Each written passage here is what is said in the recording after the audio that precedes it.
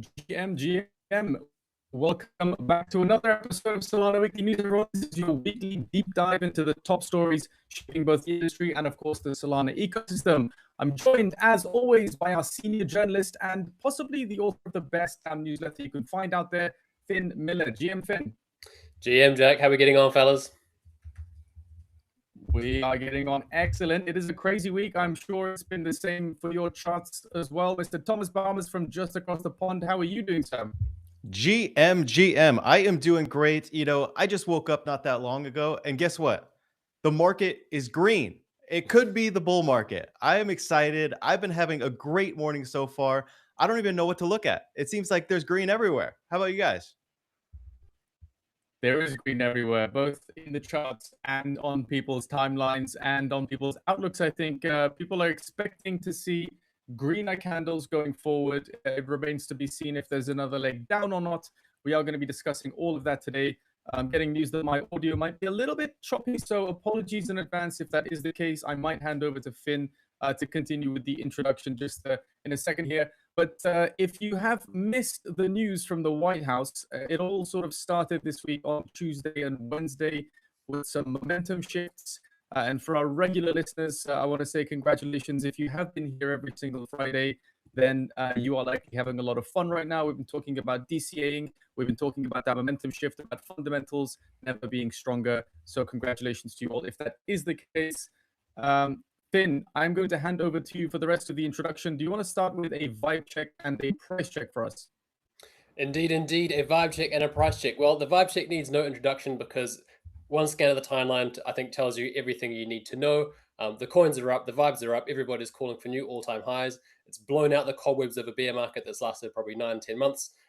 Obviously, it's very exciting, and everyone wants to believe that this is the start of a wonderful new beginning. Who knows for sure? Thomas, what's the vibe like out there for you? I mean, the vibe is fantastic, right? I feel like we've broken through like a bunch of different levels that we haven't in a while, and to be honest, I'm not quite sure what to do. I was telling you before, we haven't really seen a pump that's actually sustained in quite a while, but this one seems to be a little bit different. We also watched the president yesterday in a full-on announcement just say hyperliquid, and the price just immediately ripped 20% right after. Like these are the crazy times that we hoped for the last year. So I don't know. I'm hoping bull market's back. It sure seems like it, and I'm excited. Well, it's not just you, Thomas, because even Standard Chartered released a $2,000 Sol price prediction, a few weeks ago. We have actually done a video on that recently. So if you head to YouTube/Solana Floor, you can check out the price target video that basically goes over all the catalysts that are all aligning to absolutely send Sol moving forward. Obviously, I think $2,000 is a bit lunar as far as price predictions go, but Standard Chartered, they're smart guys. That was a long-term price target, to be clear. I think that was their 2029, 2030 price target, something along those lines. But there are, in that video, many, many price targets. So what they think is going to happen at the end of 2026, 27, 28, 29, so on and so forth. They've got a nice price ladder, and it seems to be going up and to the right as well. So do check that video out. There's also some insane price targets from people like Ansem and Mert in that video. So I think you'll find some alpha in there. Definitely, you can find that on our YouTube channel. Quick thing that I want to mention while my internet is actually functioning here, lads, before we get into the newsletter, it's a banger this week from Finn, is we have been talking about this momentum shift for quite a while. I was trying to get it out there and my internet sort of cut out.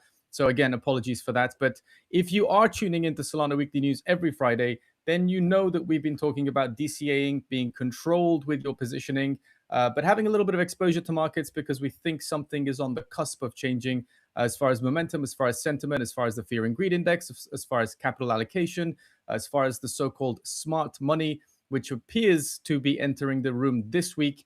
But I do want to talk about a convergence of three separate catalysts, if you will, this week. And when we're trying to figure out why prices pumped, these three catalysts are very, very important. It wasn't necessarily that we had new money, new capital coming in with huge amounts of conviction. I think this is really, really important.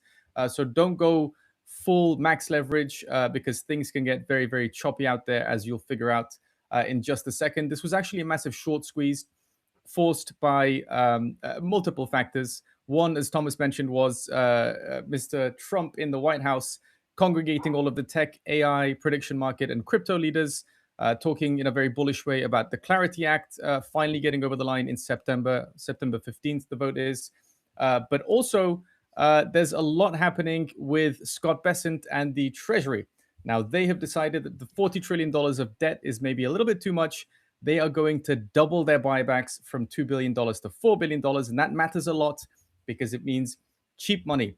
And cheap money means cheaper borrowing, which means more risk on people coming into crypto, buying these risk-on assets. And that also forced a lot of forced selling, which then means more forced buying, which then means the massive, massive green candles that we saw over the last 48 hours. So what I'm saying is it's great that we are all looking at green candles and green charts and feeling this sense of euphoria, but please be cautious out there when trading with leverage. That's my public service announcement for the day. Anything from you, lads? Yeah. So are you saying they're printing money? Is that what you're getting after? It's basically QE, but it isn't QE. So they're saying that they're gonna ease printing, but then look, they've come out with a new name for it. It's like your go-to toothpaste company changing the packaging and charging you 20% more.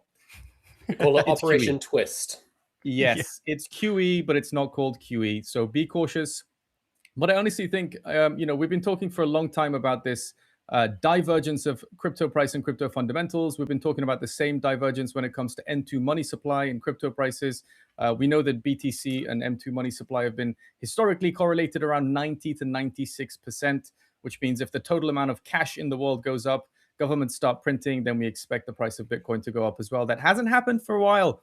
We've been 10 months of down only, and now cue the euphoria. It is looking good out there. I want to share one thing from Simon Dedich. He posted, I think yesterday, he posted 4 screenshots and he said, these are not shitcoins. These are multi-billion-dollar on-chain businesses running like low-cap meme coins right now. This is what it looks like when the fundamentals and momentum finally align, and we're just getting started. So that's where we are at the moment. Fundamentals and momentum are finally aligning. And he was talking, of course, about Athena, Venice, Pump Fun, and Hyperliquid in that post. So, gents, I've been trading Pump lately. I suspect you two have also been trading Pump, maybe as part of Trading Floor. Can we talk about your performance there quickly? Yeah, I think we need to, because first of all, we're finally in the green. And second of all, I think I'm making a little bit more money than Finn at this point. But How much yes, more? I mean, it's been 5 weeks now of Trading Floor, and we were in the red for the first 4. So to see this finally come around, and to see these theses that were pitched to us actually come around into the green is fantastic, right? And I mean, a lot of our portfolios are, a lot of what CT's favorites are right now, right? You see mine, it's Zcash, Pump. We've got some Jito in there, and Hype and Ore. So a lot of these are, at least what we're seeing is a lot of like what CT has been owning and talking about. So to see them all pump, it feels like we're all kind of winning at the moment. I don't know. What's your take on that, Finn? It almost feels a bit disconcerting to have CT winning. With the joke so often goes that as soon as crypto bros start making money, it's time to leave that sector. We saw it in metals, we saw it in AI, we saw it in memory. Now, obviously, everyone in CT is in the same coins. Everyone loves Hype, everyone loves Zcash. People are now finally starting to come around to Pump. But this Pump has caught everybody off guard. I think we're in for a very, very choppy weekend. Open interest is now, soaring across all platforms, and people are leveraging up. So, maybe this is the start of something new. Maybe this is going to chop down. But ultimately, I think we're in for a very, very rocky weekend. But obviously, if you've been following Trading Floor, you'll know that a lot of very smart people are coming on and pitching us these theses. The biggest difference between these two portfolios here is that Thomas, one clip straight into Pump. I wanted to wait for it to drop down a bit, and I got left behind. So sometimes you do just have to, put that risk paper on the side and just dive straight in. But enough about Trading Floor. What's been happening this week? Right. Let's very quickly talk about the markets. Another post that sort of aligns with what Simon was saying there is from Ansem. He says Solana is looking good here. And he's also been talking about revenue generating apps on Solana, going back to Pump, which is, of course, performing so well in both of your portfolios there. And, of course, the second tweet from Seraphim, who we would like to bring up. He's also saying this is the time when you hold your longs and do not over leverage. So I think that's the theme here. Focus on revenue generating apps. focus on revenue generating protocols and projects, because they're probably going to be the first stop for many of the so-called smart money investors as they begin to allocate money into crypto, rotate out of AI, perhaps some of these overvalued stocks, and then bring their money on chain. Yeah, luckily for us, I think we're seeing this price movement across the board. It's not just, there it is. It is time when you hold your longs and do not over leverage. I think this is excellent advice at the moment. And maybe I can drop a little bit of alpha. We are going to have Seraphim back on Solana floor. He's going to be joining the trading floor very soon. This is a crazy trader. He's got some insane alpha to share. So do tune in every Wednesday, 11 a.m. Eastern, for all the trading alpha. And if you missed the episode, by the way, from this week, go and listen to The White Whale, a man who regularly trades tens of millions of dollars. I think you can all learn a lot from that. I certainly did. It was an alpha-packed conversation. But going back to prices, we are seeing this across the board. It's not just Pump. It's not just Sol. Bitcoin, for example, is trading around 74 to 75K as we speak. It tagged $77,000 since the first time from June, I think was the last time. Look at it now. $77,690. That is insane. Significantly higher than when we started streaming. I didn't expect this to continue until the end of Friday, if I'm honest with you. So a little bit blindsided there. Sol has ripped as high as $93. It is now trading a little bit lower. It's pulled back, I think, about 90. Thomas, if you scroll down. Sorry, Finn. If you scroll down a tiny bit. 91.72. 91.72 for Solana. Things are looking good. Hype is trading a very near all-time high, if not already crossed its all-time high at $76.83. Zcash also $658 a pop. Look, things are looking good out there. If you're holding CT's favorite tokens, CT's favorite coins, which you likely are, think majors, BTC, ETH, Sol, think Hype, ZEC, then you're probably doing good. If you're holding Pump, you're probably doing even better. But going back to what Seraphim was saying, please don't over leverage. You might get wrecked even if the market is moving in the direction that you think it is going to move in. Indeed. But very quick thing I want to jump Sure. in here, Jack, and mention something worth noting that actually CT completely ignored is that XRP is up 40% this week. Ooh. Which tells me that the normies are back, retailers here, they want to get in. Chainlink as well, up 30%. Cardano still 20, so no one's kind of gone that desperate yet. But look, the Dino coins are back. People are punching into Google, what crypto do I buy? They're looking at YouTube videos from people who don't trade on chain and seeing that you can actually do stuff on XRP. So that tells me that we might be sitting on the cusp of getting a big influx of retail activity. Yeah, I like that. Yes. It's not just on-chain coins that are having this cycle, right? If you look at it, it's primarily like the majors that are actually ripping right now, which we just haven't seen in a while, right? And I think that indicates that there are new buyers coming in, right? These aren't the same buyers rotating between the same million different pump fund tokens. These are new buyers, I believe. Or they're buyers from previous cycles, aka the plumbers who we've been discussing. Plumber season. And plumber season seems to be back in full swing. They are back. They are outperforming all of us plebs, trading shitters on meme coins, so on and so forth. But the plumbers are having a good time. Check out this video.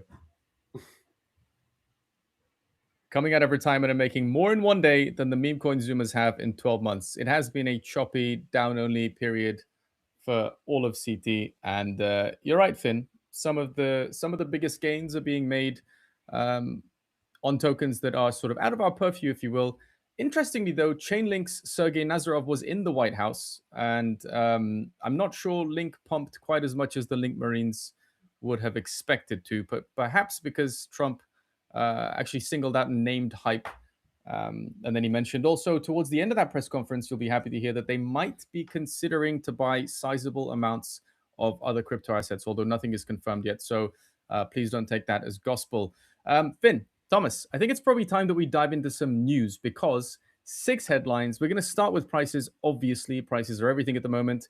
But there's a lot happening under the hood with the Solana ecosystem. There's a lot happening with Solana Mobile as well that I want to get into. Shall we pull up Finn's incredible newsletter and dive into the introduction to get a sense of what Finn is seeing in the market this week? Yes. We shall. Let's pull it up. Let's see. Let me get up to the top there. It was been a remarkable week in the sense that on on Monday, I woke up, I looked at the news, and I saw that we've got a big meeting between Trump and all the fat cats in Washington, D.C.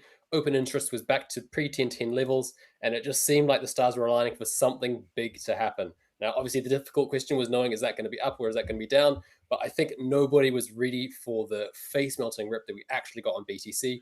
I don't think I've seen BTC move 22% in a week going upwards in what feels like many, many years. So obviously that was very exciting. It ripped so hard that even Michael Saylor is back in the green. Saylor is now back in profit. Well done, Michael. You fought off the bears, you fought off the liquidation hunters, and now Strategy is actually looking like a respectable company again. Meanwhile, the animal spirits in Washington D.C. pushing as hard as ever to get pro-crypto regulation across the line. Obviously, we've seen Clarity flip and flop and flounder for too long. So they pulled themselves up by their britches and they said, look, let's get something on the paper. Let's get something in the motion so that we can actually move forward with this. That's exactly what's happened, and we will touch on that later on in this broadcast. The other thing that I think is magic that people aren't talking about enough is that Solana slot times are dropping. Crypto's fastest chain is getting even faster. We've gone from 400 milliseconds down to 350 milliseconds per slot, and our blocks are getting bigger at the same time. So in the words of Mert, Helios CEO, Solana is actually getting 4 times more performant just over the past few months from these two updates. So very, very exciting. Story number 1, shall we roll on through? Yeah. Let's roll on to it. Yeah, as our readers and listeners can see by now, the headline is as follows. Bitcoin breaks $72,000. It is now at 77. And Solana hits $88, now having touched 93 and come back down to 91 or so, as $2.75 billion in shorts get liquidated. Finn, there's many reports out there saying this might have been the single biggest short liquidation event in crypto history. I think there's one report from K33 actually that suggests the real number could be as high as $3 billion, but we won't know until the dust fully settles. And I think some of those numbers get published. But an insanely euphoric rally for some, face-melting candles and devastating liquidations for many others. As we mentioned, it was definitely a short squeeze caused by 3 separate catalysts. But Finn, you have also included in this the liquidation chart there from CoinGlass, that shows it was the single highest day so far. I have a feeling that number is going to go even higher.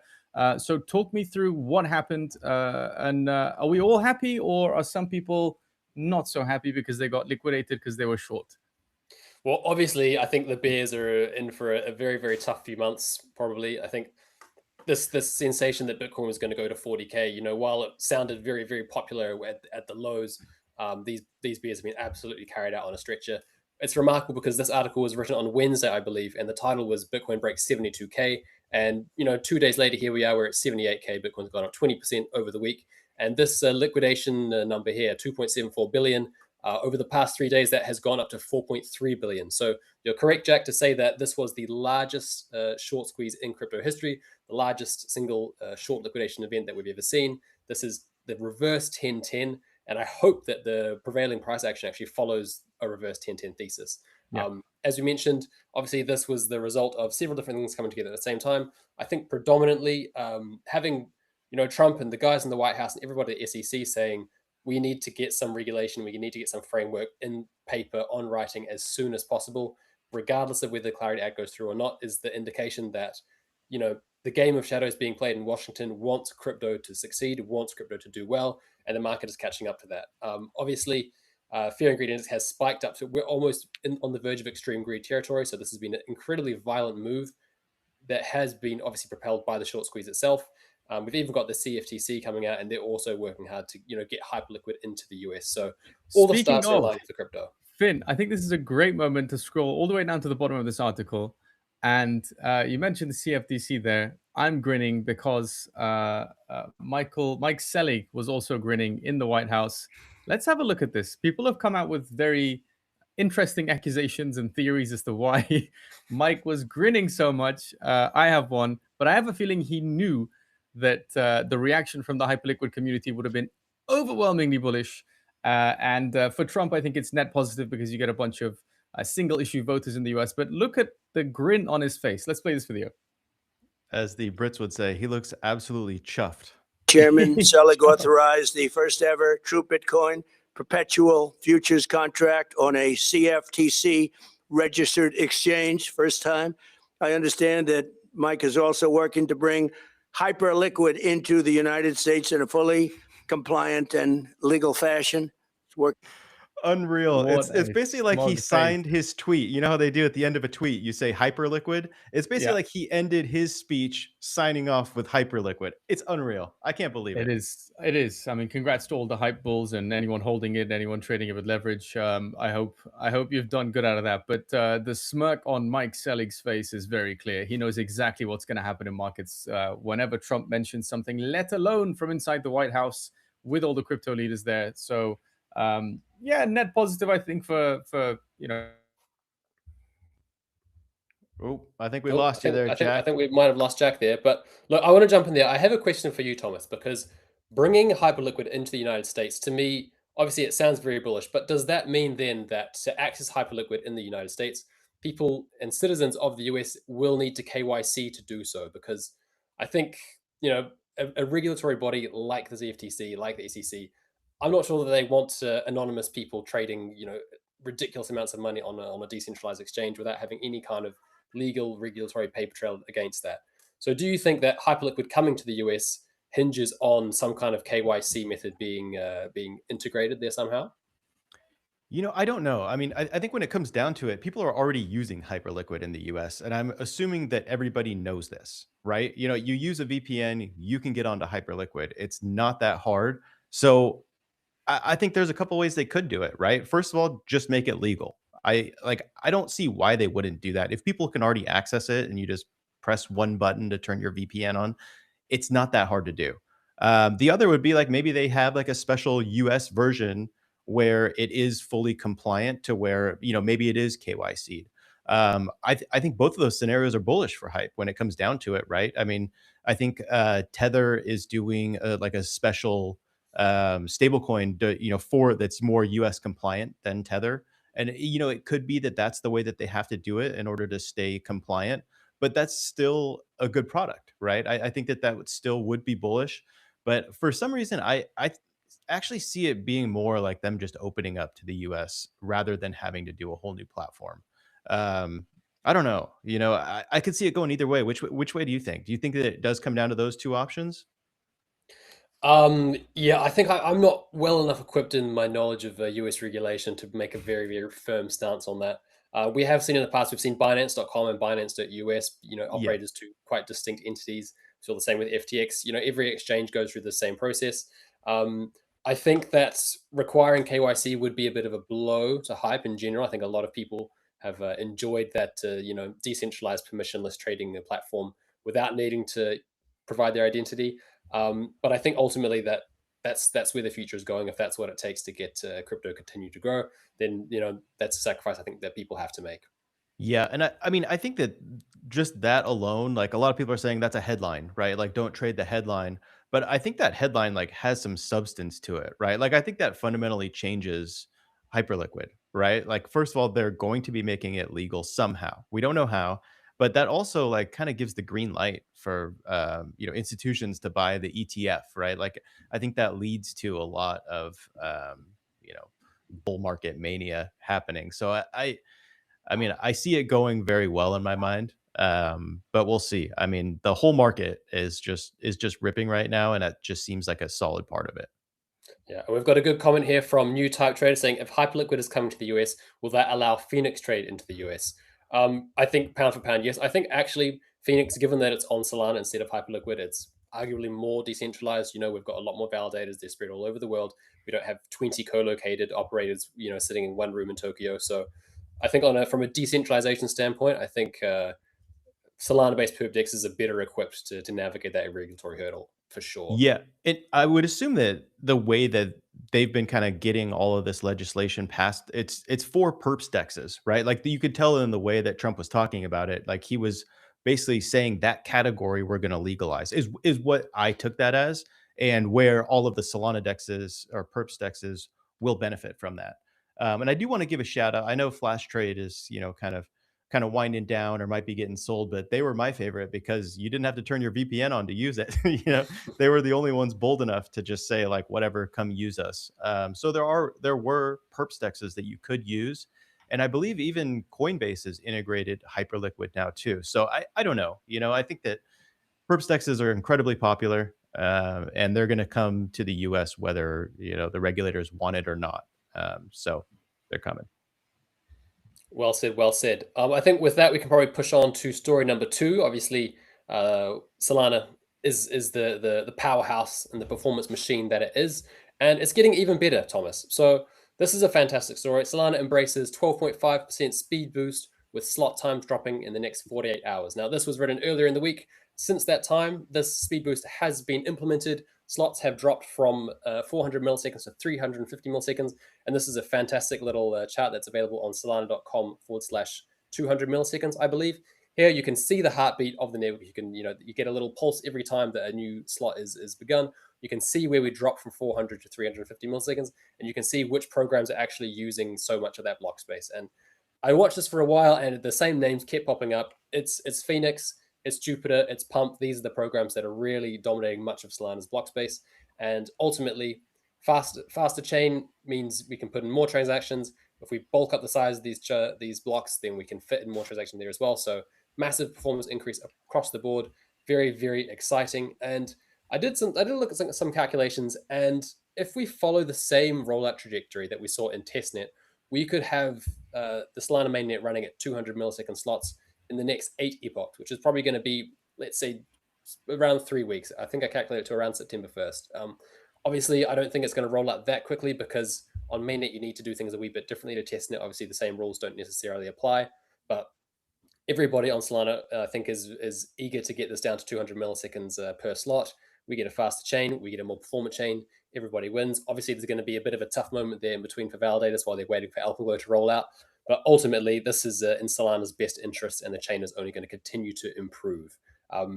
Fellas, have you had a look at this these graphs here where you can follow along live? Yeah, it looks awesome. I'm very excited about this. I feel like there's a lot of improvements coming to Solana, and this is just one of them that starts. I think that like one of the main things that I'm excited about is it tightens up execution for on-chain traders, right? Like we're already seeing, the on-chain transactions are cheaper and better than centralized exchanges at this point. Like I saw that JTX chart where somebody executed like a $10 million trade over 400 trades or something like that, and only 9 of those were actually a cheaper price on a centralized exchange than GTX. So it was like, it's what we're seeing now is on-chain is actually the best place to trade in size, and this is only going to take that to the next step. So I'm pretty excited about that. Is there anything else that we need to know about these slots lowering, like being quicker? Does that affect any of the validators at all, or does it have any like negative impacts on that side, Fan? It means that until AlphaGlow, it means that validators are paying a wee bit more because they pay their voting costs on a per slot basis. So effectively, they are taking a bit of a hit until AlphaGlow arrives. So there's a lot of motion and a lot of people saying that we need to get AlphaGlow through as soon as possible because of this. Obviously, everyone at Anza is working as quickly as possible to do this. If you want to help speed that process along, you need to sign up your validator clusters to make sure that you are supporting the AlphaGlow rollout as much as possible. And we do have another comment here from New Type Trader. Oops, sorry, wrong one. Who is saying that is this speed boost with or without AlphaGlow? This speed boost is separate to AlphaGlow. AlphaGlow is going to affect transaction finality. There's transaction finality is going down to 150 milliseconds. So they're kind of two separate things, but both are in the same direction of making Solana faster and to reach finality faster. So look, I think what Mert said is very poignant here. We are increasing capacity. We are lowering slot time. So we are getting more blocks going through faster, and these blocks are bigger. So we're getting greater spread of transaction. We're getting greater diversity of transactions. Obviously, we're also going to get the disinflation proposal voted on very shortly, and the resource fee proposal voted on very shortly as well. So what we have so many proposals all aligning together to make Solana the most performant network, and we're going to have a value accrual mechanism to a deflationary token there as well. So it's an incredible time to be a Solana manlet. I think we've been looking forward to this moment for many months, and it's finally here, and price is actually finally starting to reflect these fundamentals that we've been banging on about for so long. Yeah, I mean, what a time for the network to be like improving by like this significantly, right? Like right as things are picking up, on chain is definitely ripping. I think we hit all-time high transactions recently. So for them to improve this right now, I think is just going to, pour a little bit of gas on the fire. And this is really going to help us out. Now, I think we might have Jack back. Jack, you're looking like Jack is back. We're back. Let's see. We're back. On-chain is back. The prices are back. Trump is back to talking about buying crypto in significant sums. TBD when that's going to happen, but we cross our fingers as we do with my Wi-Fi these days. But it's going to happen. It's all going to happen at the same time. We're going to have all the catalysts in the right place at the right time. So why don't we talk about story number 3 here? Because this is something that we've been waiting for in the wake of the Clarity Act not necessarily getting passed. There was a meeting in August that didn't happen, and then it got kicked down the road until September 15th. And then if you look at Kalshi odds or Polymarket odds, it's like, oh, Clarity's never going to pass, doomsday. Well, fret not. The SEC turned around and they said, you know what? We're just going to do it with or without Congress's support. They came out with this proposal. It's called Regulation Crypto Assets, and it's a framework essentially. And they're proposing that they're going to make life easier for crypto startups to raise money. Now, again, proposal, but it signals a very strong desire to get this done with or without support from Congress. And I think it's a push in the right direction. Finn, why should people care about this? Is this another headline? Are they just trying to get votes ahead of the midterms? These are some of the questions I've seen on CT. Is this really moving the needle for people who expect Clarity to be a net positive for the industry? Yes or no? First of all, I think the idea that Congress and the SEC trying to push through pro-crypto legislation to get votes is completely ludicrous, because I think the majority of the voting public does not like crypto. They do not want crypto to go through. So I think that's probably unlikely. No, look, this for me is a very, very clear indicator that the SEC is tired of waiting around for the Senate. They're tired of kicking Clarity down the road, and they want to get something in the books. They're taking over, basically. They're taking everything into their own hands. The two tailored exemptions are that companies will be able to raise up to $5 million over a 4-year period, or up to $75 million in any 12-month window. So, look, my view of this is that what the SEC is trying to do is they're trying to make sure that people who want to start crypto businesses will have the smoothest possible start to their business ventures that they can. They want to streamline the process of starting a business, and they want to create a safe haven for crypto companies. It's, I think, less about the individual headlines that go associated with this framework, and it's more about the SEC showing a willingness and a desire to make this work for everybody. Because we see that a lot of things in a bill, a lot of bullet points in a prospectus, these can get waved over and these can get changed internally. Obviously, a lot of this voting was actually a seriatim vote, so it was outside of a public meeting. So this is a lot of game of shadow stuff being played in the back of Washington DC. We don't quite know all the details, but it's a communication of willingness. And I think that with this already happening in the motions, we can expect that probably the guns are going to be going a bit harder on Clarity throughout 2027. Again, no guarantee that Clarity passes, but the SEC has full control over these ones here, so they're not going to get voted out by the Senate. That's kind of my general overview, Thomas. You're probably a bit closer over in the US. Do you think that there's more to this than I'm reading, or do you think that, again, it's just a case of the SEC aligning with the industry and wanting to be seen doing so? I think that's mostly right? I think that a lot of it is we want businesses onshore, right? We want businesses in the US, and I think they've made it so hard for crypto businesses already, throughout the last few years, the last administration, that they want to do something, right? There are a lot of advocates that want to get these through. This, the Clarity Act was good for consumers. It was good for everyday users, and good for businesses, right? We want that to pass, but without that, it kind of leaves some people not like out to dry, but it leaves some people in with some gray area where we don't want that at all, right? I think after this, I saw the MetaDAO coin was ripping, and it's likely going to help people build businesses, start businesses, right? We want to build that, and I think that's going to be good for our industry. So without Clarity in place, we're still going to get something that's going to help these businesses out. So I'm hoping that this is a move in the right direction. And I mean, it's good to see, all that support for crypto is not going anywhere, right? It was good to see all those different crypto leaders actually talking in the White House. Like Brian Armstrong is such a Chad, right? Like he was up there. He is a fantastic speaker, fantastic advocate for crypto. I don't know where we'd be in the US without him and Coinbase, actually. But yeah, it was good to see. I think it's the move in the right direction. I don't know. We'll see where it goes. Is what it comes down to. But I'm bullish. I hope it helps with ICOs. Maybe we can get in some good deals. Hint, hint. My DMs are open. But yeah, no, I'm excited. It's a move in the right direction, right, Finn? Yep, I would say so. And maybe this is bullish for MetaDAO. Maybe this is helping the the one-man company in the age of AI raise capital in a regulatory compliant way. And if we can also bring in some ownership coins into that, so that people who bid these ICOs are also protected, then best of both worlds. And Solana is going to be the place for capital formation on chain moving forward. So very, very exciting. Yeah, 100%. I mean, we've seen ICOs are fantastic ways to raise funds, and crypto is very good at that. And to kind of legalize and get some sort of structure in place is great. Indeed, indeed. I think Jack's just dropped out, so we're going to push on ahead. Story number 4, one of my absolute favorites this week. Pump buyback position, back in profit after 9 months underwater. So, Pump by name, Pump by nature. One of Solana's most polarizing coins that people have, dragged through the dirt for months and months on end, is all of a sudden the ecosystem's favorite coin because it's, ripped 170% in the last 60 days. For a long time, people said the revenue wasn't real, but obviously it was all there on chain. You could track it all. And I think Pump is finally enjoying the fruits of their labor. They are seeing the benefits and the success of this buyback program. There's a great chart within this article, Thomas, when you get there, that shows the value of all the Pump tokens that Pump has bought back since they launched.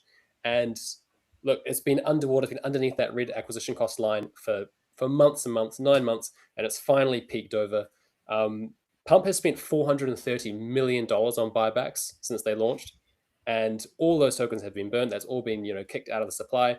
And now that people are starting to take interest in Pump, and they're seeing that the revenue is real, the motion is real, the flywheel works, they're seeing that nobody actually has any coins because Pump has spent 9 months buying them at ridiculously dirt cheap prices and burnt them. So Pump has executed the buyback philosophy to perfection here. Well done to everybody who's been holding Pump. We've been on the show advocating for their incredible revenue growth, and that's finally being displayed in the charts. Am I off base on here, Thomas? Do you think that buybacks are still a waste of money? Because we've seen a lot of companies over the last year or so actually abolish their buyback programs. Helium was one, and there's a really good quote from Tulip King in this post here, who's saying that if Helium had done the same, if they committed to their buybacks, they might be in the same position. So with that, the buyback debate is reawakened. Thomas, do you think that they're right? Do you think that buybacks work, or do buybacks no longer work? I think it's a case-by-case basis, but I mean, Pump is proving that they're working, right? I think that Pump didn't quite have the trust with a lot of investors that they wanted. And, this was a way for them to basically prove how committed they were to this token, right? 50% of revenue goes back to buying that token. I think it's for the next year is what that proposal was. And I mean, the business is undeniable. It's one of the best businesses in all of crypto. They make an insane amount of revenue. Even in a bear market, they were making a ton of revenue, right? We would, people would say the trenches were dead, and we'd look and they would make, $5 million that week. They're making a lot of money. And now that the coin is ripping, that flywheel is in full effect. So not only is it one of the most successful crypto businesses right now, like they have an insane flywheel going that it's one of the most interesting coins in all of crypto right now. The chart looks unreal. I mean, if you look at the recent price action, but I think that's for a reason, right? I mean, if they are the most successful business in crypto, they should have a coin that's reflects that. And it looks like it finally is. And, there's not that many coins out there that are cheap at this rate, right? So it's looking good. And I think we got Jack back. Let's hear a quick pump take. Quick pump take. I'm going to tie this. And that's all we got for Jack. Yeah. It was a quick tie. Thank you for your service, sir. I think he said Thomas, that his target was $10 billion. I think that's a valid target. I don't know if we get there anytime soon. I don't know if that's 6 months down the track or 12 months down the track. I think the pump price action has just been absolutely parabolic. I remember we were chatting on this probably 2 weeks ago on Trading Floor. It was around 0.003, around 30. And I was saying it is due for a pullback, and it just ripped another 30% right in my face. So look, I'm done trying to predict what happens to Pump next. I I presume it goes up for a very long time over the long term. But I think short term PA on pump is it's gonna catch a lot of people unawares. If you scroll down a wee bit further on this, Thomas, we have someone else who is apparently an advocate for buybacks. Bitwise's Matt Hugan says that tokens capture value, and he's listed a bunch of the most successful crypto apps. We've got Hyperliquid, we've got Pump, we've got Uniswap, we've got Aave. All of these apps are now signaling their alignment. They're buying back their tokens. And if people like Matt Hogan are telling, their massive audiences, their TradFi audiences as well, that this is what the crypto market wants, and this is how the crypto market responds to value capture and to buybacks, then perhaps this is setting the stage for a lot of other tokens to start implementing buybacks as well. And if you scroll a wee bit further up, I want to come back to this tweet from Durden Wannabe, who was the founder of Linfinity, Solana's first ever prop MM. And I think this is one of the most succinct and accurate takes on buybacks that we've ever had in crypto. He says, buybacks work best when the market doesn't care, because that's when tokens are cheap. Once markets care, price goes up. That's when it makes more sense to spend on growth, relatively speaking. So Durden here has encapsulated my theory. I also believe that buybacks are an incredible way of pumponomics, putting some value alignment to your token. And in Pump's case, it worked incredibly well because they bought a stupid amount of tokens when they were incredibly cheap. And now that people want to buy these tokens, they realize that there is none left on the market. So this is when buybacks work. I think as the token rises, they become a lot less effective, and maybe that's when you start playing the growth game and using that funding for other reasons. So incredible run from Pump, basically. Love to see it. And they're still nowhere near as successful as the Hype buyback program. So if you scroll down a wee bit further, the Hyperliquid Assistance Fund has used Hyperliquid revenue to buy Hype. It holds 46 million Hype, valued at 2.76 billion, and given its average acquisition cost of $26.56, Hyperliquid's Assistance Fund is at $1.5 billion. So insane. So insane. Look, when strong products with value accrual mechanisms continue to support their token, great things can happen in the markets, and a lot of people can do well off these tokens. So I think this is going to be setting a trend. It's setting a precedent.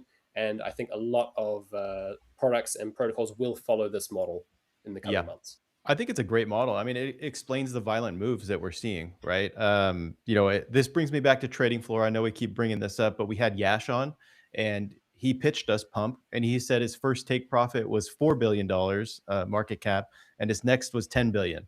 Well, we just hit the 4 billion. So, I tend to agree with him. I mean, it's looking really good. And I mean, I think a lot of people are underexposed to Pump right now when it comes down to it. Yep, I would agree. I don't know when that runs out. I don't know at what point we hit kind of a fair value, let's say, for Pump. I think we're approaching it. I think obviously tokens are still being unlocked. All these people who are getting unlocked tokens, their tokens that they are receiving now on a linear monthly basis are worth twice as much as they were worth a month ago. So all of a sudden that becomes a lot more appealing if they want to start actually taking some profit on that. I think perhaps a fair value for Pump is that as long as the buybacks are around par with the amount of unlocks, that's probably a fair value. I think if the price is over what's getting emitted, then we might see some sales, and if it's under, then those investors are probably going to hold on to those. So that's my kind of rubric for valuing Pump at this point, and we can see if that's a completely false way of measuring it moving forward. But I think we're set there. I think we can push. Sorry, go on, Thomas. Before we push on, I'm going to bring something and push a little bit back on the infinite loop that is Pump Fund.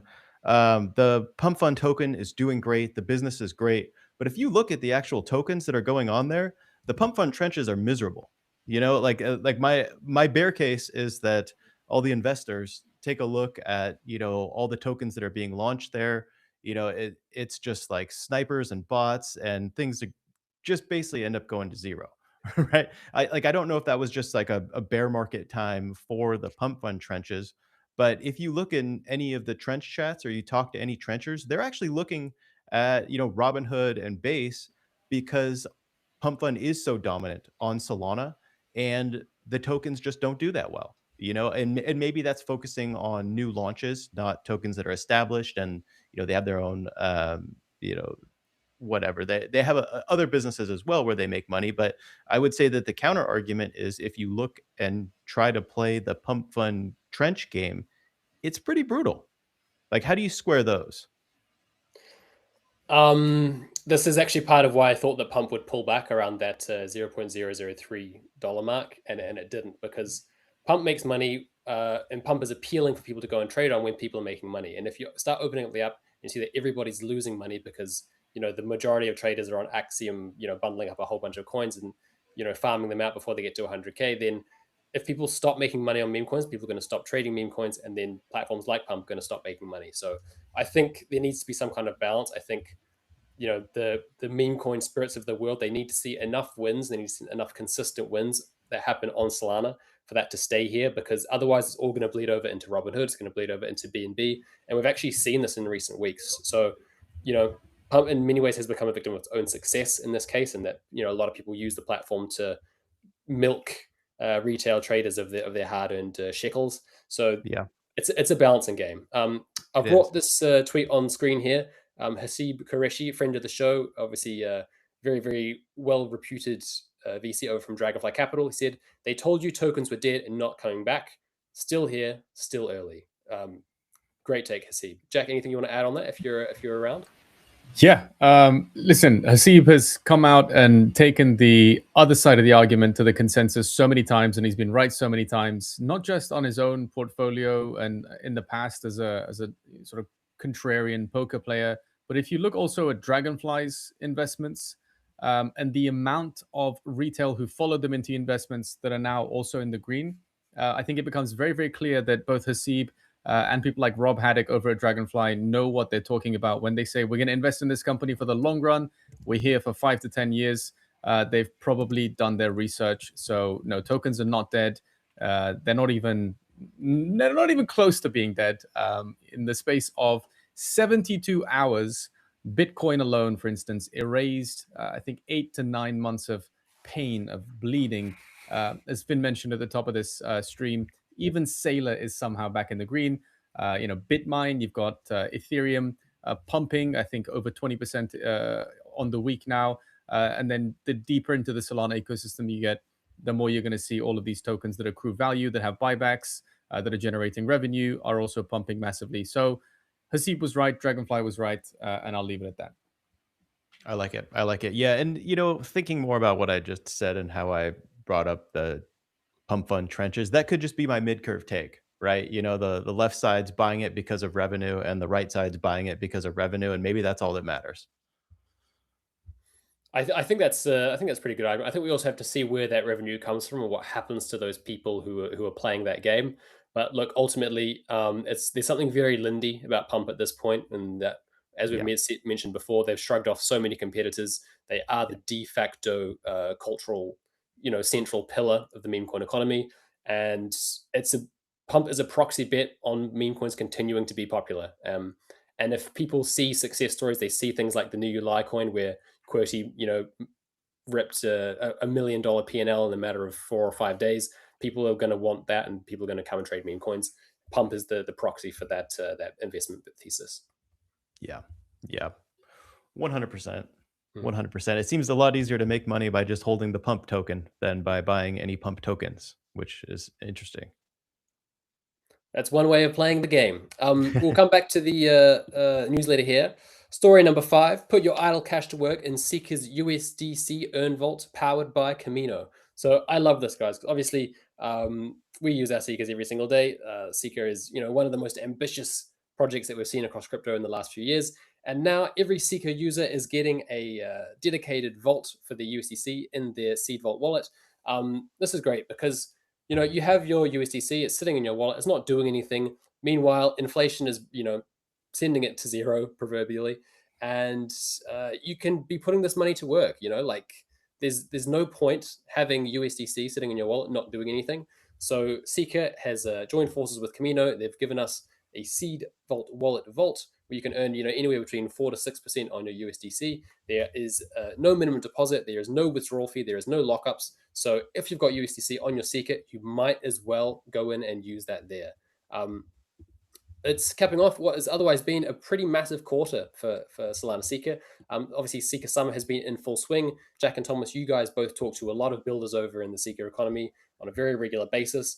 What was your biggest takeaway from that last shipped live stream you did with B-Man, Inu, and Whiskey Titan?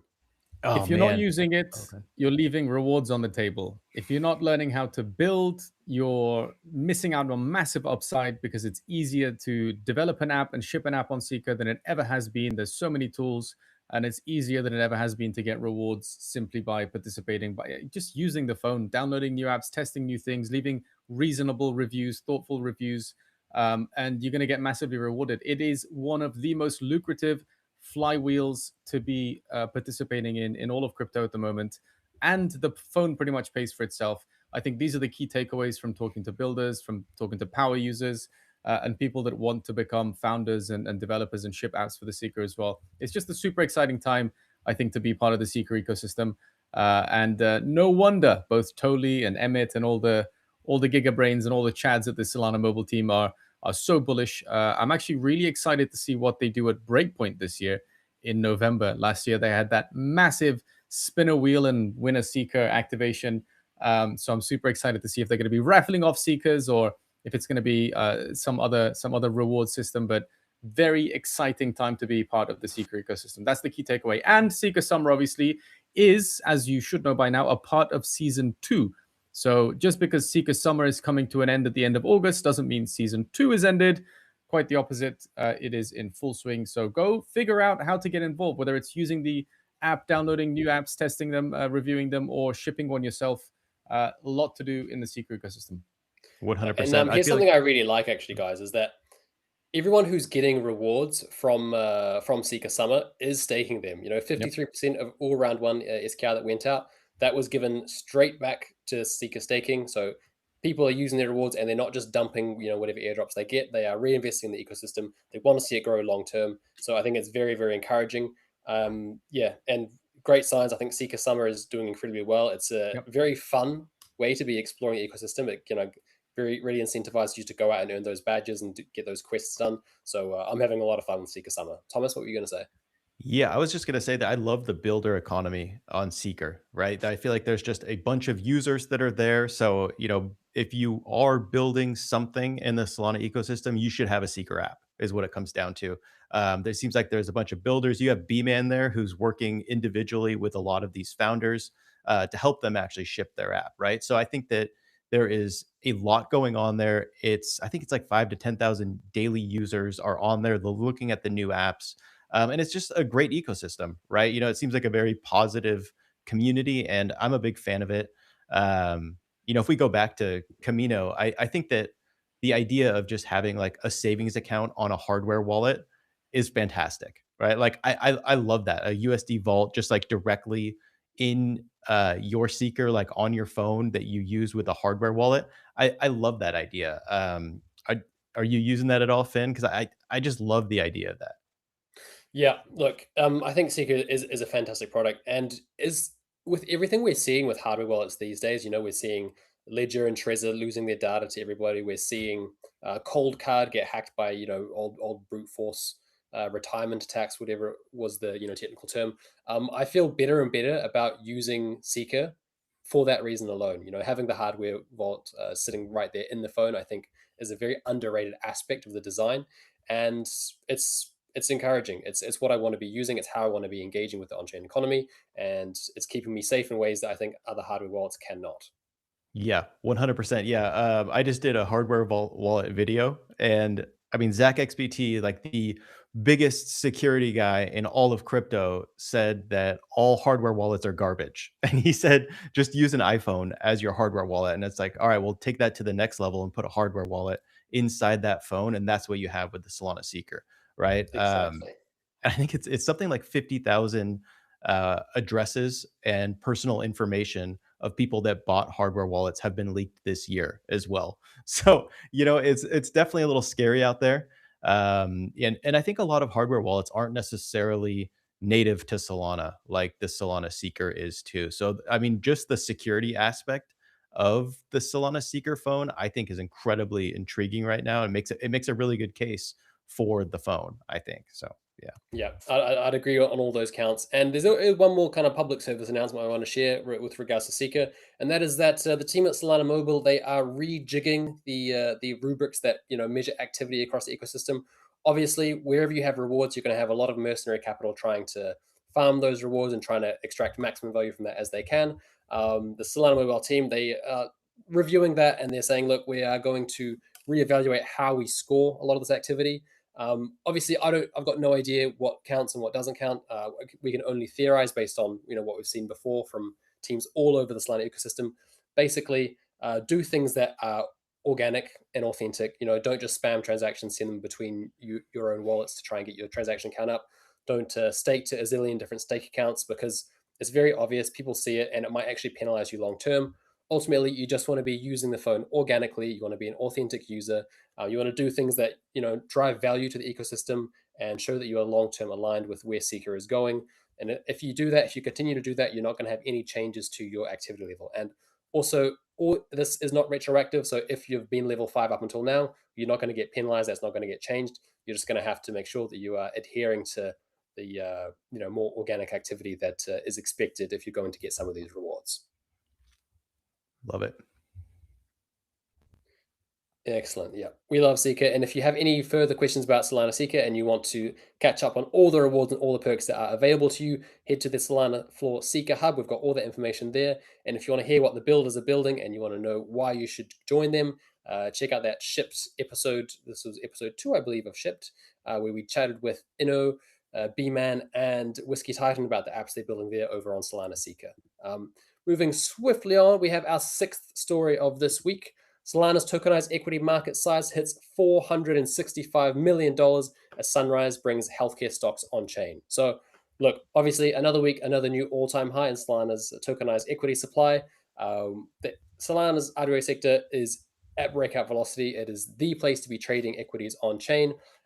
It's been so successful, both obviously that and Hyperliquid, that even NASDAQ is now rethinking its opening hours. NASDAQ needs to rejoin the 24/7 on-chain economy. Otherwise, they're going to get left behind. I think it's time, and this is something totally said, we need to stop referring to it as TradFi, and we need to start calling it LegacyFi, because they're just so far behind the ball here. But otherwise, look, Sunrise and Backpack absolutely crushing it. Solana crushing it in terms of volume, absolutely ripping everybody else. Ripping, sorry, is what I meant to say. And Sunrise, they're stepping out of AI stocks, they're stepping out of tech stocks, and they're moving into healthcare. So Finn, we've got... Sorry, go on. I heard through the grapevine that you may have had something to do with what we're looking at right now on screen, this Eli Lilly listing. Did you pull some strings behind the scenes? What happened here? I know our favorite healthcare stock pitch ever came from Tulip King on Trading Floor. But am I wrong in thinking you had some part to play in this?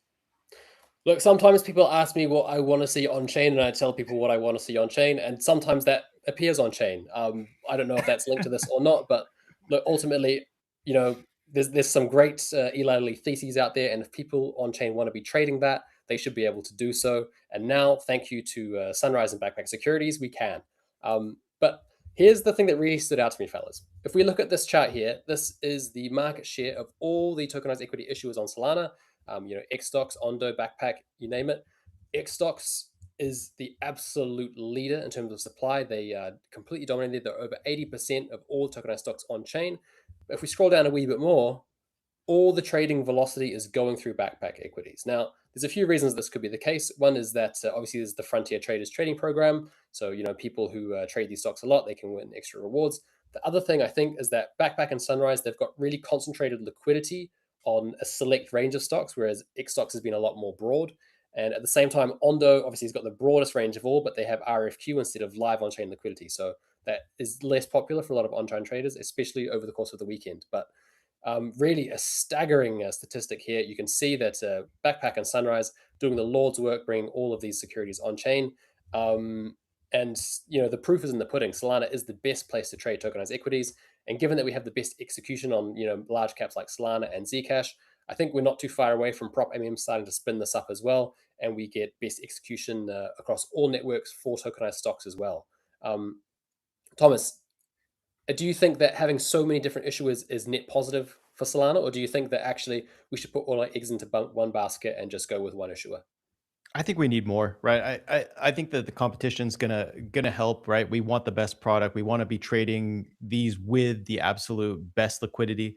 I've traded quite a few of these myself, and when you look at it, I think that Backpack typically does have the best liquidity for them, right? So if you're comparing between, that's what I've seen. But I mean, the rise in all of them, it's up and to the right. I think that there's a lot that goes into this. I mean, obviously, you don't want to be trading into RWAs in the middle of a crypto bull market like we're seeing right now. But I think a lot of these assets are going to be what people are trading on chain, right? You know, people trade stocks, you know, I mean, not 24/7, you know, during trading hours, but consistently throughout the year, bull market, bear market, they're trading stocks. Crypto kind of comes in waves, right? You know, right now we're seeing a wave where more crypto is actually being traded, so that's good. But in the downtimes, we want solid assets that you can hold. Um, and I think the strength will always be that you get more utility out of these tokens and holding them on chain, right? I think a lot of it, it's like, you know, you get your Eli Lilly tokens, you can buy them on chain, excellent liquidity.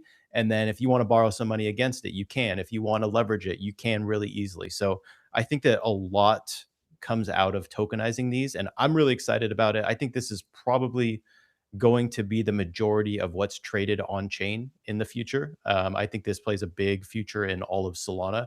I think it's one of the most bullish things that we can see is to have competing companies to be the leaders, right? I love seeing this whole space move forward. I think it's just incredibly bullish for Solana, and I love to see it. I want to keep seeing it go up. Stocks on Solana. Yeah. That's what it comes down to. And sharing this screenshot here, thank you, Finn, from Graham Ferguson over at Securitize. Going back to Finn's point about deep and concentrated liquidity, he's saying, look, these new wrapped stocks are appearing all over the place. They essentially have no guarantee of access to underlying supply, and these wrappers are a little bit problematic. So we need to think about concentrated liquidity. We need to think about how people are able to redeem, trade, access these assets, these instruments on chain. Fundamentally, I think we're moving in the right direction with stocks on Solana, but Backpack obviously is making moves here, despite X stocks having a larger share of the, mind share, if you will, and number of stocks. It is very clear that a majority of that traffic is going through Backpack, and I think Graham's hit it right on the head with this one. So thanks for sharing your screen there, Finn. Yep, it's an interesting counter argument to what Thomas has said. Yep. I think what is interesting is that all of these issuers actually have slight differences. So obviously, Backpack does one-to-one redemptions with brokerages. Ondo does RFQ. So you know, if you want to get the best possible price, Ondo actually kind of delivers that for you with this massive range of stocks as well. X stocks obviously is the front runner. They were the first to market. They've got a huge, just almost a de facto place in this hierarchy. So you know. They look like they're all created equal. I think there are slight differences between each one. Something I am keen to hear your guys' opinion on, though, is this tweet from Cryo Palmer. Cryo, for another friend of the show, says, it's hilarious that meme coins paired with stocks and meme coins distributing stocks might end up being the gateway drug to tokenized securities on Solana. Normies, their first experience with on-chain securities isn't through some serious financial product. It's through having fun. Thomas, I know you're very excited about Stonk.fun. I think you're a big fan of the meme coins paired with stocks. Do you think that Cryo is on something here? Because I hear this and I agree in principle, but I also think that if you're trading crypto, you're probably already trading stocks on the side, especially over the past year or so when crypto has been down only and stocks have been going absolutely ballistic. So I don't know if this is a net new user thing, but I think it's a fun way for people who haven't embraced the on-chain economy to kind of get their hands dirty. What's your read here, Thomas? Yeah, 100%. I agree. I think that there is I don't know. I think that the way that Stonk Fund is set up is very interesting to me, right? So transactions cost a lot, right? You know, if you go to swap, it'll warn you, telling you that it's bad execution, right? It's 5% to actually swap on that. And why that is because that transaction fee actually goes into buying an RWA and you get airdropped it. I think that this has like good incentives long term where it rewards holders. This might be one of the first ways that we've actually seen a meme coin launchpad dedicated to holders. Because if you just hold the coins while everyone else trades them, you get airdropped a bunch of whatever RWA it's paired with. So I really like that. I think that actually does help the normal person that's coming in and just wants to buy a meme coin and get some RWA exposure because they can hold it for longer. You know, I don't think we've really seen too many breakout coins from Stonk Fund, but I would not be surprised to see them actually do this. Like, I don't know how much of a moat pairing RWAs with meme coins is. Like, I'm sure Pump Fund can probably institute that as well. But if they can, create themselves a good niche where that's where, people feel comfortable buying those coins because they can hold them and they don't go to zero right away, I think that's a pretty good angle. And I think that would be like net positive for the trenches if it could go that way. But also, I mean, it's pretty fun. I think that a lot of the pairings are hilarious. So it's fun to get airdropped, whatever coin it is. I think they just did X hype, so you can actually get like leveraged hype for holding some of the tokens, which is both fun and hilarious. And I think that these type of innovations are like what interests me about the trenches. I guess I'm not sure if everyone's following along that, but I think it's pretty cool. What are your thoughts, Finn? Yeah, I think experimentation is where interesting things happen, and that's where we start bringing net new people into crypto, and that's how we make crypto interesting again. I think, flogging the same dead horse with meme coins is only going to end one way. So if we can add a bit of creativity and a bit of ingenuity into that process, yeah, that's an obvious win, and that's what's going to bring new people in. That's what's going to drive the chain forward. I'm going to move across because we are up to Jack's favorite moment of the stream. I'm gonna take it by the ropes here. Honorable mentions this week: Korea's $100 billion Shinhan Asset Management signs an MOU with the Foundation, Orca, and Etherfuse. Solana recorded 216 million non-vote transactions on August 19th, a new all-time high. GM Trade issues public offer to acquire Flash Trade. Ramp enables X402 payments on Solana. Ansem launches Z500, an index for on-chain coins. Securitize and Neuberger launch a tokenized fixed income fund on Solana. Epicentral, a Solana-based options market, is now live in open beta. And Jupiter unveils Portfolio V2, enabling active management across Solana DeFi. Good list, very solid list. Jack, I'm going to throw it to you first if you're still with us. Yes, this is one of the toughest ones. We love the Korea news. We're covering that over in Videoland very, very soon. We like to see GM Trade coming out with a public offer. I'm not sure what the details of that exactly are, but it is heartbreaking to see Flash Trade announcing that they want to close the door. So be good for the users of the platform, I think, for some sort of agreement to be reached. That we cross our fingers and hope for the best. Ansem launching Z500 or Z500 if you are like me from the UK, an index for on-chain coins. I'm going to go with this one. The reason is we were talking about on-chain yield for a long time, DeFi being too risky for a long time. And if we were listening to the big picture episodes, and one of them we had our favorite Bloomberg intelligence analyst, James Seyfarth, on, he was basically saying, look, everything in the future is going to get bundled, not like a pump fund launch in a negative way, but in a positive way. Think like an ETF. All these instruments are going to get put together. I think Stonk Stop Fund is a prime example of this. And it means that more capital can flow on chain in a fun way. So I'm going to go ahead with Z500, an index for on-chain coins. Thomas, Finn, does any of these stand out to you? I think you're not going to say options, but I'm not quite sure which one your favorite is going to be. It's a banger list. I mean, it must be a bull market with all these not making the official list. So I'm going to go with the $100 billion MOU or the $100 billion asset management company. I mean, the Korean stock market has just been insane. There's been an insane bubble over there. Let's bring it on chain. Let me trade some of those. We'll see what that actually ends up being, but that gets me excited. What about you, Finn? Look, fellas, it's got to be Epicentral, a Solana-based options market live in open beta. This is something that the on-chain economy has been missing. I know we've heard of options platforms being, launched on-chain before. They've never really taken off. I would love to see an options market on Solana really become a part of the fabric of our economy. Hopefully, Epicentral is going to be the one to do that. Look, options are a massive, massive market. I think most of Robinhood's volume actually goes through options, more so than crypto, more so than stocks, even more so than prediction markets. So we need that on-chain. It's what's going to flesh out the on-chain economy. It's going to give people a lot of different ways to trade. It's going to give them a lot of different ways to hedge and to express their opinion on the market. This is a fabric of TradFi, and we need it on-chain. So let's make it happen. Epicentral, thank you.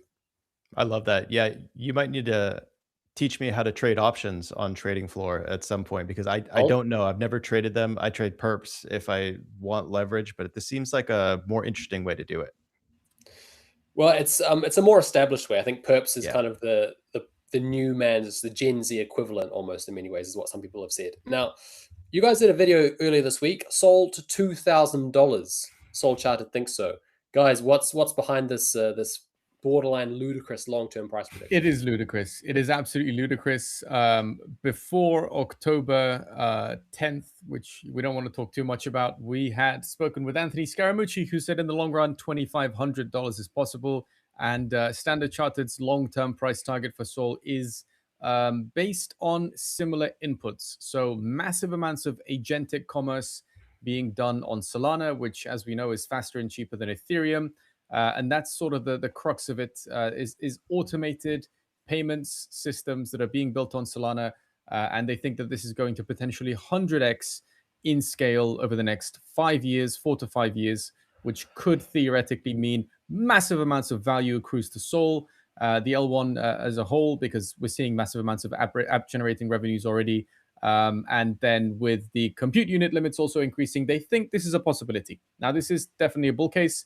And on the other side of the thumbnail, you're going to see Ansem saying, look, his long-term price target for Sol is an equivalent to Ethereum's all-time high market cap, which takes Sol to between $900 and $990 a pop.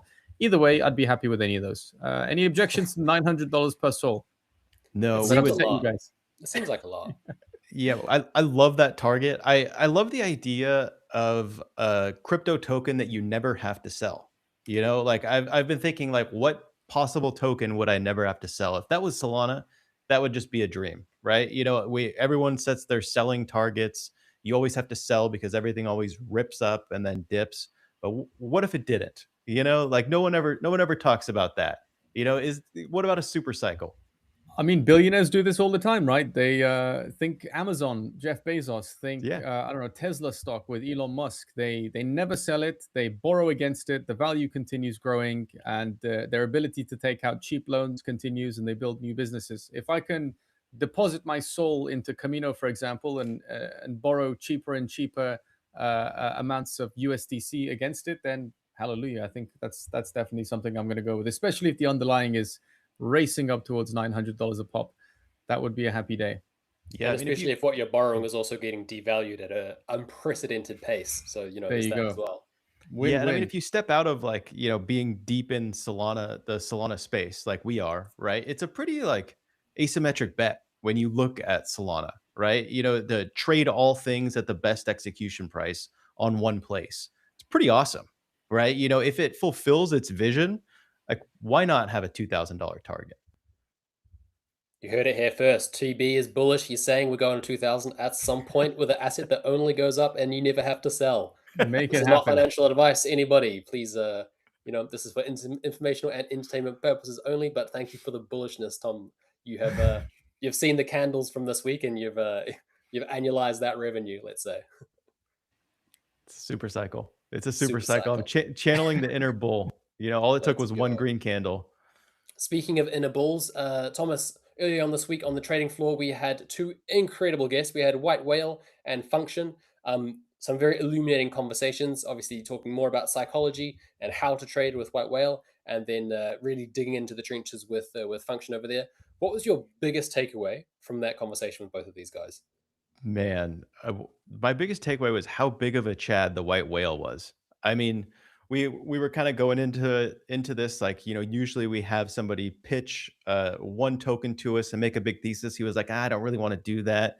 And then he came on and started talking about $100 million profits and how he hit that mark. I was like, man, this guy is unreal. So to hear from somebody that's actually trading that size, I think was really interesting, kind of like lessons learned, how he thinks about the market. I learned a lot there, and listening to Function, who's like deep in the trenches and has been for multiple cycles, was incredibly interesting as well. You know, I think he was smoking a blunt, sitting on the side of a cabin and teaching us about the trenches. Like, who doesn't want to listen to that? It was fantastic. You know, I've been following him for a long time, so it was good to hear from both of them. I think it was excellent. It went way better than I thought it was going to. So I mean, and I had high expectations going into those conversations. What do you think, Finn? Yeah, I also really enjoyed speaking with both of those guys. I think the thing that stuck with me the most was when White Whale said the best advice that you could give to anyone would be to find your superpower and then work on it. For him, he said it was perps. For other people, it might be LP, it might be yield farming, it might be scalping, swing trading in spot. I think that's very important, right? Find something you're good at and then work on that instead of trying to fix areas in which you might not be well equipped to do. The market is brutal. It will humble you. So you want to play to your strengths. Really good conversation. If you want to catch the next episode of Trading Floor, that's going to be next Wednesday at 11 a.m. ET, where we will have another range of incredible guests with deep and rich and profound market experience, telling us how to trade, what to trade, and we can push back on all of those theses and try and find holes in them. So that's going to be next Wednesday. Moving swiftly on to the stat of the week. Guys, this one is an absolute belter. This one coming from JTX Trade. New day, new largest trade on JTX. A JTX user executed a $10 million USDC to Sol TWAP with 241 orders filled on-chain over 4 hours with 0 reverts and 0 retries. There was 0.35 bips average fill versus quoted price, 1.05 bip average market impact. JTX beat sixes on 227 out of 236 comparable fills, and $3,900 was saved in execution costs. Bidding size, just use JTX.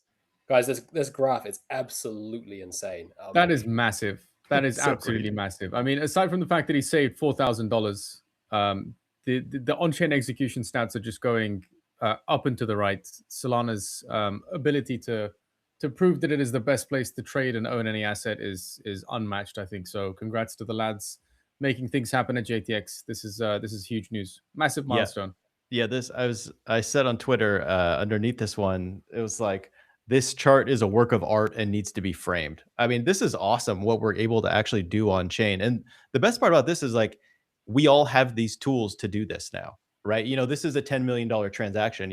I'm not doing $10 million transactions, but I think that, for your $1,000, $10,000 transactions, this also applies to those, right? You are getting the best possible spread on them. So I think that this is just awesome. And I mean, to be able to see a $10 million on-chain transaction is just sick. It's awesome. It is incredible. And I think what is important to mention as well is that there's been a lot of talk in recent weeks about trading terminal fees. Obviously the big debate is that, FOMO's fees are too high or Axiom takes 0.1% on swaps. And this is almost the complete antithesis of that. This is the complete opposite in that people who are moving incredible size on chain are actually saving money by going through JTX instead of, using any other platform. So there is the value. There's also a really great tweet from Brian, who I'm going to bring up here. He said, some more JTX stats from this week. 4th largest Solana terminal by volume on Wednesday. Multiple 7- and 8-figure orders via TWAP/SmartFill. JTX fees exceeded other GTO fees combined a few days this week. Only the beginning, but JTX is winning over serious traders already. Try it out today. JTX is really stepping into its lane there, guys. I think I've shifted most of my Solana trading there now. For absolutely every token, whether I'm buying small amounts or large amounts, I'm using the smart fills. I'm making sure that, I'm getting the best execution I possibly can. And so far, it's also good because the market is green. I feel like I'm winning more. So that's a really great sign. And obviously, full disclosure, Solana Floor is owned and operated by the GTO network. They are great custodians of independent journalism across Solana. So bear that in mind as we talk about how much we love JTX. Moving on, state of Solana in a tweet. Ansem, it's always going to be Ansem at this stage, I think. No one has got a better grasp over Solana than the man himself. This is 2 tweets, actually. We're very lucky to have 2 tweets this week. Ansem, remember they called us crazy for flipping bullish, bros. And finally, Solana looks good. Fellas, does this encapsulate how it feels to be on Solana at the moment? 100%. 100%. People were saying, look, it's AI. Look, it's memory. Look, it's infra. Look, it's the stock market. Look, it's metals. And for some weird, obsessive, compulsive set of reasons, we stayed. And a bunch of people stuck around and said, you know what? Okay, I'll allocate a bit of money there, but I'm going to stay in crypto because I think I can probably try and time the bottom or get close enough to the bottom that I will see massive asymmetric returns. And Ansem is definitely someone who leads that charge. Timed the top very well, timed the bottom very well multiple times. Seems like he's done it again. Now he's saying Solana looks good.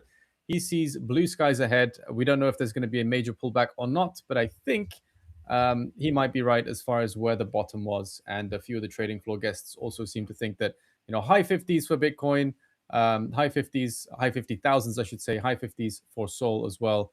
And here we are looking at blue skies ahead. So Solana looks good. And we are definitely bullish in the mid to long term. Definitely. I mean, Solana over 90 feels great. It does kind of seem like that downtrend is over. It's been a pretty brutal chart up until now, so I'd like to see that reverse. And I mean, Ansem's leading the charge, right? He's got his own token. We were talking about, is it going to go to $1 billion or not? And seems like it's doing all right.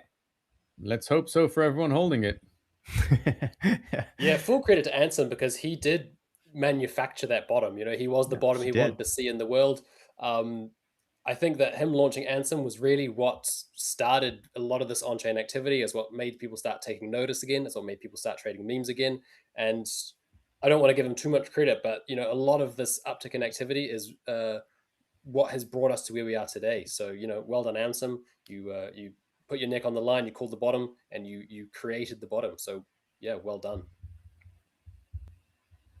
Yeah. Another incredibly bullish post, I think, by Ansem, but others have sort of echoed this as well, is a bit of a thought experiment. When you look back, I guess, zooming out of a noisy market and going through a bit of a thought experiment on where Solana is now, where it's been in past cycles. The argument here is that the first cycle was sort of a proof of concept. Can an alternative L1, as they were called back then, really exist? Meaning anything other than Ethereum, could it be feasible? Would there be any desire to use it? Think of that as the first cycle. Then last cycle was undoubtedly the meme coin super cycle, where we saw apps for the first time in Solana history achieving milestones of $1 billion on-chain revenue, so on and so forth. That was more of a stress test, goes the argument, ensuring that broad adoption can be achieved without breaking the underlying infrastructure. And this cycle, I think this is where it gets really interesting. Where we are right now, arguably, is the time for real revenue-generating businesses to sort of go out there and shine and cross that multiple billion-dollar on-chain revenue milestone. And we're sort of moving away from this. It's just a casino idea, because there's perps, there's social trading, there's stable coins, there's on-chain yield, curated yield baskets, you name it. And I think the common thread here, the common denominator, is that the tech is constantly improving. There's always innovation. It's in a constant state of improvement. Think Anza, the Gigabrains, think Agave, think Alpenglow, but then also think about some of the SIMDs that we've been covering and the tokenomics improvements. And then, zooming out, tying that all together, to me, paints an incredibly bullish near-term picture for Solana. So, I don't know, save me from my rant here, gents. Are we bullish or are we bullish? Long-term bullish, nervous about the weekend ahead, because I think open interest is roaring back to new highs. Liquidity is going to be thin on the weekend. It's going to be violent. I don't know if it's going to be violent upwards or violent downwards, but I think ultimately, if you zoom out, it's all going to be okay long term. Are you not holding on to any leverage positions over the weekend? Are you saying I'm going to deleverage? I'm deleveraging after we finish this the stream, I think. Yeah, I am anxiously waiting to get back to some charts. I'm sure many of our audience members are as well. But that is it for the week. What a week. It's been a crazy, crazy week. Started in Treasury land. It started in White House land. We've had, bull run claims, fundamentals claims, a short squeeze. We've had regulatory progress. Solana shipping massive updates, 350 millisecond slot times with 200 milliseconds potentially within reach. It has been a great Friday. And if you have been listening every Friday, then you definitely saw this coming. So congratulations to you for being smart, DCAing, not trading with way too much leverage and getting wiped out, even if the market's moving in the direction that you think it's going to. Reminder to you all, the trading floor is back next Wednesday, 11 a.m. Eastern. Finn and Thomas are going to be at the desk. They're going to be in the order books alongside some of the most excellent seasoned traders in the Solana ecosystem, bringing you massive alpha. Also worth mentioning that both their portfolios are massively up this week. So maybe go and check those pitches out and drop in a pitch of your own as well. If there's any strong theses, if you think one of the tokens that we discussed this week, for example, is going up or down, let us know. We might trade it live on air. And for Finn's delicious newsletter, go to solanaflow.com, sign up to it. You will learn a lot. It is funny. It is informative. And also go and watch the Sol price target video that we mentioned with Standard Chartered and Ansem to let us know which price target you think is reasonable. Can Sol hit 900? Can Sol hit 2,000 in the long run? We don't know. Final disclaimer, Solana Flow is a subsidiary of the Gethon Network, and nothing here is financial advice. We talk about the levels that we see. These are finally our own opinions. If you do hear any opinions, they are not the opinions of Solana Flow. Please stay disciplined out there this week. Have fun on chain. Don't trade with too much leverage. And we will see you all next Friday. Gents, take care. Happy Friday. Thanks, fellas.